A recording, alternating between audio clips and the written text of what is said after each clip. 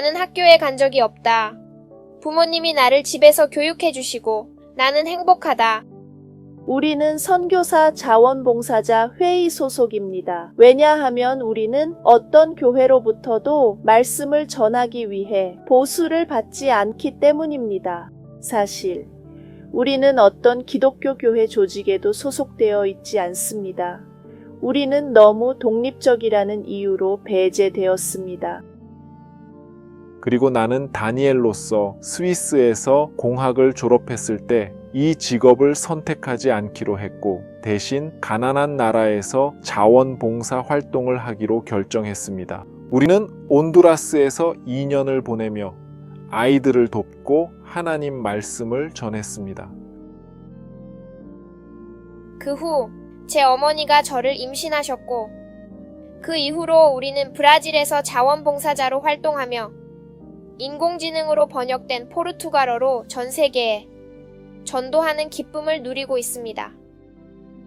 하지만 알다시피 우리가 중앙아메리카에서 선교사로 활동했던 이 몇 년 동안 가난한 사람들을 위해 헌신적인 봉사를 하면서도 내 마음은 여전히 나쁜 경향을 가지고 있음을 깨달았습니다. 유혹이 나에게 다가왔고 때때로 나는 넘어지기도 했습니다.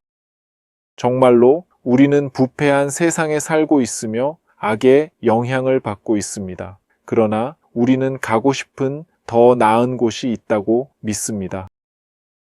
하지만 우리는 우리의 힘으로는 갈 수 없습니다.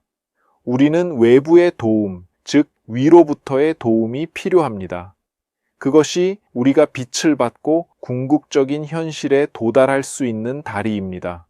이를 위해 우리는 우리를 도와줄 수 있는 분을 부르셔야 합니다. 온 마음으로 그의 이름을 부르는 자는 모두 구원을 받을 것입니다. 그의 이름은 예수 그리스도입니다. 하나님 아버지는 이 세상을 너무 사랑하셔서 그의 유일한 아들 예수 그리스도를 주셨습니다. 그를 믿는 모든 사람이 최후의 멸망에서 벗어나 영원한 생명을 얻게 됩니다. Porque Deus amou o mundo de tal maneira que deu seu Filho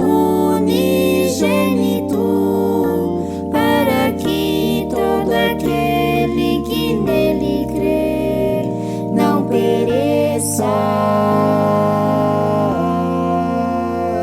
mas tenha a vida eterna, mas tenha a vida eterna.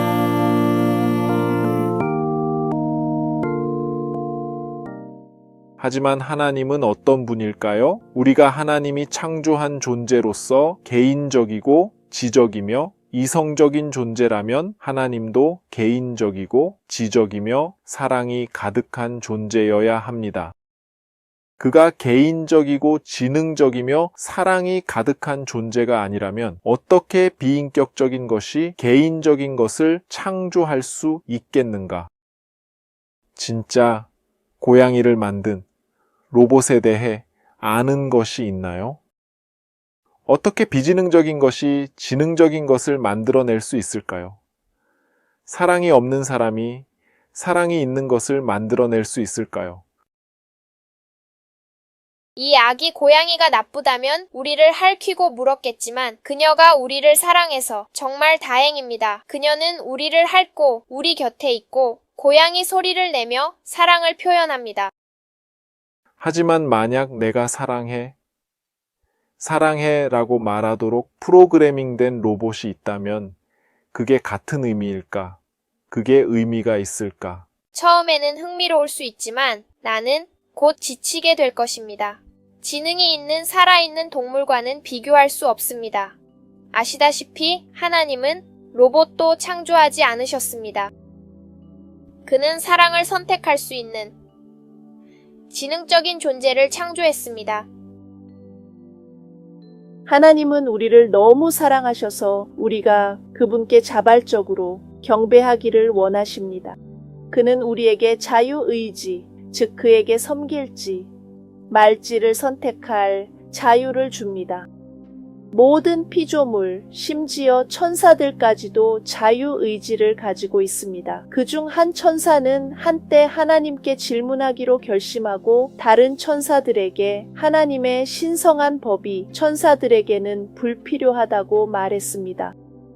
하나님이 여러 번 설명하려고 시도한 후 루시퍼와 그의 생각을 고집하던 천사들은 하늘에서 쫓겨났습니다. 하나님은 계속해서 자유의지를 주셨고 최초의 인간들이 창조되었을 때 사탄이 와서 이불을 속이며 금지된 나무의 열매를 먹으면 그들의 눈이 열리고 빛을 받을 것이라고 말했습니다. 그녀는 잘못된 깨달음을 추구했고 곧 그녀의 남편 아담도 금지된 열매를 먹었습니다. 그로 인해 그들은 불행히도 루시퍼 또는 사탄, 즉 악마의 대한 정부에 가입하기로 선택했습니다.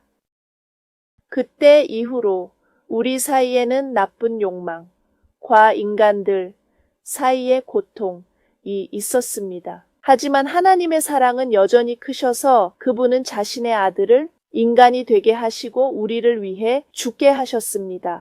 예수 그리스도는 보이지 않는 하나님의 형상입니다. 예수님을 보는 자는 아버지를 보는 것입니다.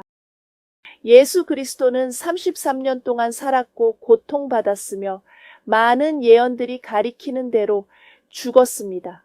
예를 들어 이사야 53, 그는 억압당했습니다. 그는 억압당하고 고통받았으나 그의 입을 열지 않았다. 도살장으로 끌려가는 양처럼 그는 조용히 우리를 위해 고통받았습니다. 그는 우리를 대신해 고통받았습니다. 그의 상처로 우리는 치유받습니다. 그는 우리의 나쁜 카르마를 짊어지고 우리의 죄를 지고 십자가에서 죽으셨습니다. 그래서 우리가 생명을 얻게 되었습니다. 좋은 소식입니다. 이것을 의롭다 하심이라고 합니다. 우리는 기도를 통해 모든 걱정을 예수 그리스도께 맡길 수 있습니다. 게다가 그는 우리의 모든 좋은 카르마, 공로, 미덕, 정의를 우리에게 전이합니다. 이것을 성화라고 부릅니다. 자신에게 솔직해지세요. 당신과 저도 불완전하며 결점이 있다는 것을 인정하세요. 무엇이 더 의미가 있을까요? 당신이 불완전한 존재로서 스스로 구원을 얻는 것인가요? 아니면 완전한 하나님이 당신을 위해 구원을 얻는 것인가요? 마음은 모든 것보다 더 속이고 절망적으로 부패해 있다. 누가 그것을 알 수 있을까? 하나님의 말씀에 이렇게 기록되어 있습니다. 모두가 죄를 지었고 하나님의 영광이 부족합니다. 우리는 무력합니다. 우리는 높은 곳에 개입이 필요합니다. 고통에 대한 해결책은 무엇일까요? 무엇이 더 의미가 있을까요? 당신을 돌볼 수 있는 강력한 하나님이 있을까요? 당신의 고통을 유발하는 욕망이 무엇인지 알아내기 위해 스스로에게 집중하는 대신 편안함을 얻기 위해 그에게 당신의 휴식을 맡기는 것은 더 이상 의미가 없습니다. 당신이 잘못될 수도 있을 때 무엇이 더 의미가 있을까요? 하나님을 두려워하고 그를 존경하며 그의 신성한 이름을 높입시다. 하나님을 두려워하고 그에게 영광을 돌리라. 그의 심판의 시간이 왔기 때문이다.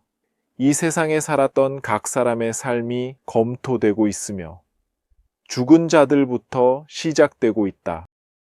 각 사람은 한 번만 죽고 그 후에 하나님께 심판을 받게 됩니다. 지혜로운 솔로몬은 그의 책 전도서의 마지막에서 이렇게 말했습니다. 모든 말의 결론은 이것입니다. 하나님을 두려워하고 그의 명령에 순종하라. 이것이 모든 사람의 의무입니다.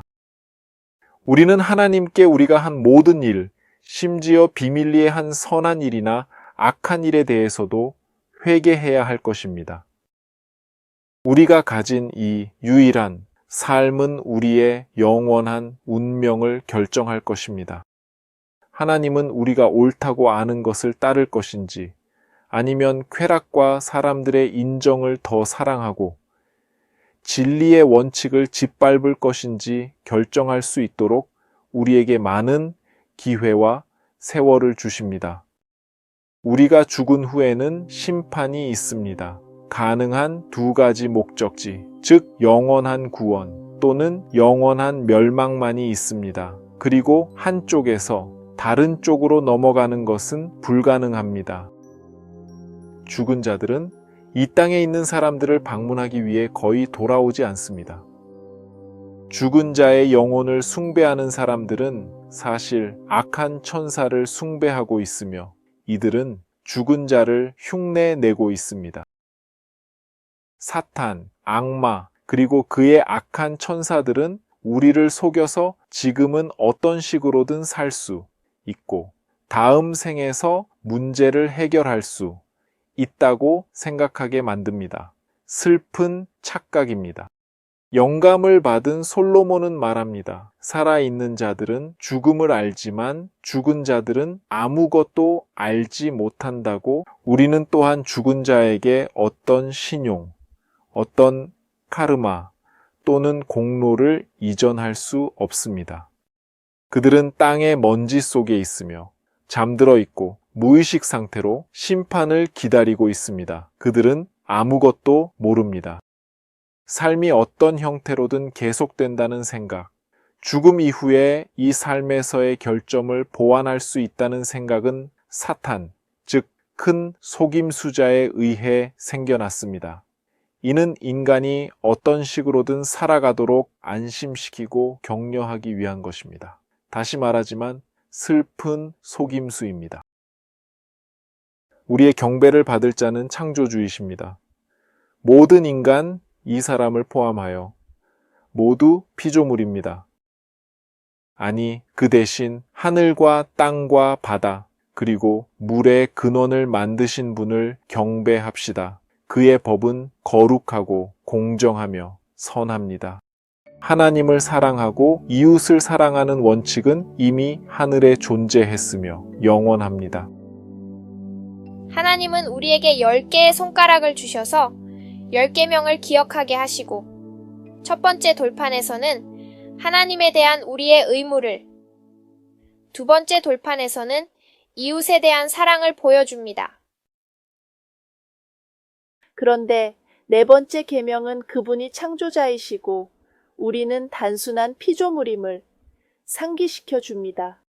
그는 말합니다. 안식일을 기억하여 거룩하게 하라. 6날 동안 너는 일하고 내 모든 일을 할 것이다. 그러나 7째 날은 너희 하나님인 주의 안식일이다. 하나님은 6날 동안 하늘과 땅과 바다와 물의 근원을 만드셨다. 우리는 토요일에 창조주를 경배합시다. 대부분의 기독교인들은 잘못된 날을 지킵니다. 사탄, 즉 악마는 하나님의 법에 적이며 로마의 주교에게 성일을 일요일로 옮기도록 부추겼습니다. 이것은 4세기에 일어난 일입니다. 그리고 황제 콘스탄티누스는 로마 제국의 주민들에게 진정한 안식일 다음 날인 이 가짜 안식일을 지키도록 강요하기도 했습니다. 그는 유대인들과의 적대감을 이용하여 유대인들이 지키던 안식일인 토요일이 예수 그리스도가 부활한 날이라는 구실로 일요일로 대체되었다. 악마는 또한 교황에게 단순히 두 번째 계명을 없애고 하나님의 법에 다른 변경을 하도록 영향을 미쳤습니다. 예를 들어 그는 10개의 계명이라는 아름다운 숫자를 유지하기 위해 10번째를 2개로 나누었습니다. 그리하여 로마는 하나님의 법에 변질된 부패한 버전을 교리문답에서 가르치기 시작했습니다. 하지만 예수 그리스도는 여러 텍스트에서 하나님의 법을 바꾸기 위해 오지 않았다고 말했으며 심지어 기독교인들이 안식일에 박해가 일어나지 않도록 기도해야 한다고도 말했습니다. 그리고 이 박해는 예수 그리스도의 부활 이후 많은 세월이 지난 후에 일어났습니다. 하나님의 거룩한 법, 즉 원래의 10가지 계명을 어기는 것을 죄라고 합니다. 죄는 하나님의 거룩한 법을 어기고 위반하기로 결정하는 것입니다. 하나님은 신실하시며 우리가 감당할 수 있는 것보다 더 강한 유혹이나 욕망을 허락하지 않으십니다. 야고보서 1장에서는 죄가 무엇인지 단계별로 설명하고 있습니다. 각 사람은 자신의 정욕에 이끌리고 속임을 당할 때 유혹을 받습니다. 그러므로 이 성적 욕망 또는 열정 또는 탐욕이 잉태되면 죄를 낳습니다. 죄는 완성되면 죽음을 초래합니다. 즉, 욕망이나 유혹을 느끼는 것은 죄가 아닙니다. 하지만 생각을 거부하는 대신 그것을 애무하고 키우면 죄가 됩니다. 이제 하나님은 우리가 유익한 것을 포기하라고 요구하지 않습니다. 그가 하는 모든 일에는 그의 자녀들의 복지를 염두에 두고 있습니다. 예수 그리스도를 받아들이지 않은 모든 사람들이 그들이 원하는 것보다 비교할 수 없이 더 좋은 것들을 그가 제공할 수 있다는 것을 깨달을 수 있다면 얼마나 좋을까요? 인간은 하나님이 원하시는 것과 반대로 생각하고 행동할 때 가장 큰 악과 가장 큰 불의를 스스로 초래합니다. 진정한 행복은 자신이 무엇이 최선인지 알고 그 피조물의 선을 원하는 분이 금지한 길에는 존재하지 않습니다. 범죄의 길은 오직 비참함과 파괴로 이어질 뿐입니다. 하지만 창조주를 경배하고 그에게 충실하고 자신의 죄에서 씻겨져야 한다는 것을 인정한다면 당신은 물에 잠기는 침례를 받아야 합니다. 예수 그리스도는 말씀하셨습니다. 믿고 세례를 받는 자는 구원을 받을 것이고 믿지 않는 자는 정죄를 받을 것이라고. 부패한 로마의 시스템은 이마에 물방울 몇 방울만 떨어뜨리면 된다고 말하지만 그렇지 않습니다. 성경에는 빌립과 에티오피아인이 물로 내려가 세례를 받았다고 기록되어 있습니다. 마태복음에서는 예수 그리스도께서 세례 후 물에서 나왔다고 말합니다. 그리고 이 구절은 우리가 세례에서 묻힌다고 말합니다. 누군가가 몇 방울에 물에 묻힐 수는 없습니다. 세례는 우리가 죽고 우리의 악한 의지와 욕망을 묻고 하나님을 위해 살아야 한다는 것을 의미합니다. 당신의 언어로 된 성경을 구하세요. 내용을 희석시키는 현대적인 버전은 피하세요.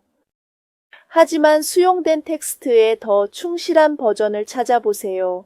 또한 이 링크에 예수 그리스도를 향한 여정을 차분히 읽을 수 있는 책을 남겨두겠습니다. 이 기초가 충분히 이해되고 소화되기 전에는 이 3부작 비디오의 나머지를 계속 보지 않는 것이 이상적입니다. 그렇지 않으면 소화 불량이 올 수 있습니다. 이 페이지로 가서 전자책을 다운로드 하세요. 이 특별한 파일을 열기 위해서는 휴대폰에 전자책 리더기를 설치하는 것이 좋습니다. 최후의 수단으로 PDF를 다운로드 하세요. 이 책은 당신의 눈을 열어주고 어둠에서 빛으로 사탄의 권세에서 하나님으로 당신을 변화시킬 것입니다. 온 세상을 얻고도 영혼을 잃는 것이 무슨 소용이 있겠습니까? 사람이 영혼을 위해 무엇을 줄 수 있겠습니까? 만약 악마가 당신의 삶을 괴롭히고 있다면 아마도 차가운 바람이나 서늘한 바람을 느낄 수 있을 것입니다.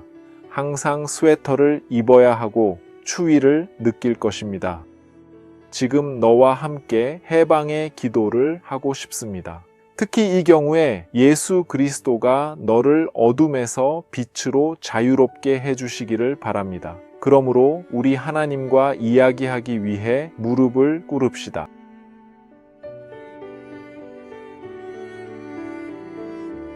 주님, 거룩하신 하나님 아버지, 하늘과 땅의 창조주여, 예수 그리스도의 이름으로 이 사람을 위해 기도하고 중재하고자 합니다. 이 사람은 악한 악마들에 의해 괴롭힘을 당하고 있으며 예수 그리스도의 이름으로 그에게 자유를 주시기를 간구합니다. 이 사람이 주님의 선물, 즉 주님이 보내신 아드님을 믿고 받아들이기를 바랍니다. 아버지, 당신의 자비와 은혜에 진심으로 감사드립니다. 당신의 왕국이 오고 이 책 그리스도를 향한 걸음을 통해 사람들을 구원으로 인도해 주시길 바랍니다. 예수 그리스도의 이름으로 기도합니다. 아멘. 다음 비디오에서는 15분 동안 성경의 요약을 소개한 후 방그리스도 바빌론의 시스템이 얼마나 많은 성경의 진리를 왜곡했는지 보여줄 것입니다. 하나님은 우리가 죄의 고통을 덜 느끼며 더 나은 현실에 도달할 수 있도록 로마가 흩어놓은 돌들을 모으고 계십니다. 하나님이 당신의 이해의 눈을 밝혀주시기를 바랍니다.